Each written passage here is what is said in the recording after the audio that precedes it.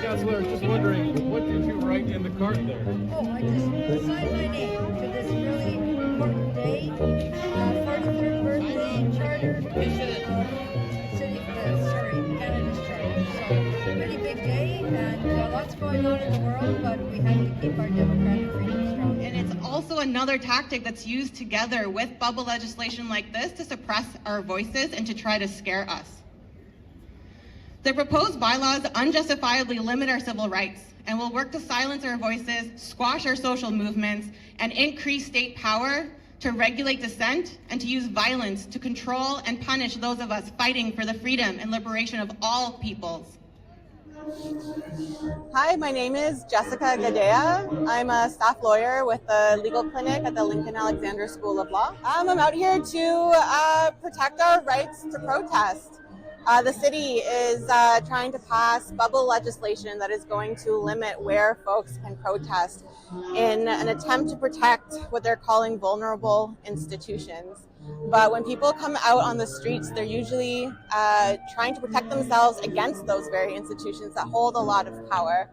Bubble legislation like this, it's usually anti-Indigenous, it's usually anti-Black, it's very discriminatory, it's anti-queer, it's anti-houseless, and it's very anti-Palestinian. It's going to be marginalized folks that really feel the brunt of this kind of legislation. I've lived in this city 46 years. I've seen hundreds of demonstrations. I've covered dozens of demonstrations myself. Is this what people are calling the Palestine exception on display? 100%.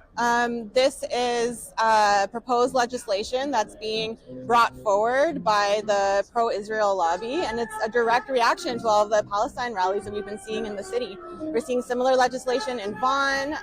There's some being proposed in Ottawa. Same thing, reaction to Palestine rallies and Palestine solidarity and people linking their struggles together. We're seeing this all throughout the U.S. right now, and that's exactly what's happening here. Marginalized struggles for freedom and equity.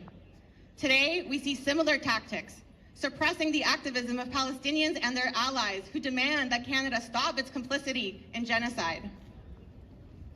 The real-life impact of laws like this that limit protest become part of a web of intersecting systems of oppression. We only have to look to the US to see these impacts of suppressing activism when that activism challenges authorities and the state. Demonstrations, actions, sit-ins, rallies, and other forms of protest are key tools for social. So many different perspectives, we're all united in this call. And the first speaker I want to recognize is the director. President of the Steelworker Toronto Area Council, and I'm representing the Toronto and York Region Labour Council, which is an organization that represents 220,000 workers in this city. And I'm very proud to see the United Steelworkers, QB, IATSE, and other union flags here today. The Greater Toronto Health Coalition is a nonpartisan organization that's fighting to protect our public health system. Now, as we have spoken in these organizations about what we see happening, you look across the world and you see a cloud descending on nation after nation, putting forward anti-democratic beliefs, trying to stifle the democratic right to protest, the democratic right to assemble, free speech, and all that goes with it. And as I say, these things can happen by stealth, step by step, or they can be heavy-handed. And what we're concerned about today is this motion coming before City Council could be extremely detrimental to our charter rights, our right to democratic expression, our right to assembly, free speech, etc. What you gonna do when you have no say? When they took your right to demonstrate. Democracy is what you say.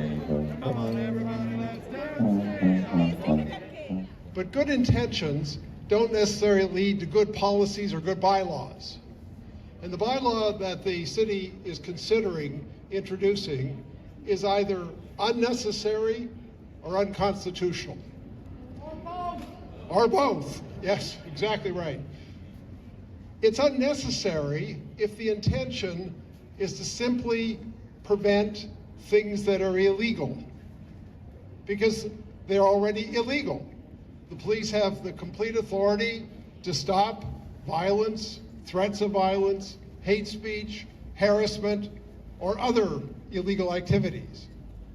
The city doesn't need an extra bylaw on top of the existing laws for the police to be able to do their job.